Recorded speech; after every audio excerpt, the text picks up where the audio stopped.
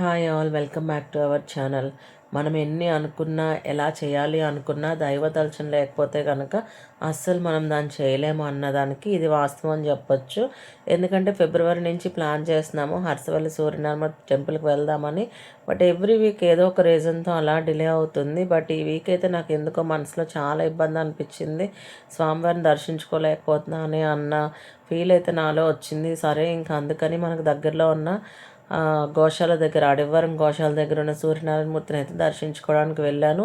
ఇక్కడ కూడా స్వామివారు చాలా కళగా, చాలా నిండుగా ఉంటారు. చూడగానే మనకు చాలా ప్రశాంతత అన్నది కలుగుతుంది. ఇక్కడలో దగ్గరలో ఎవరైనా ఉంటే కనుక తప్పకుండా స్వామివారిని అయితే దర్శించుకోండి. ఇంకా అక్కడికి వెళ్ళగానే నాకు పక్కనే ఉన్న గోశాలలో ఆవులు అయితే చాలా ఎక్కువ గుంపులు గుంపులుగా కనిపించాయి.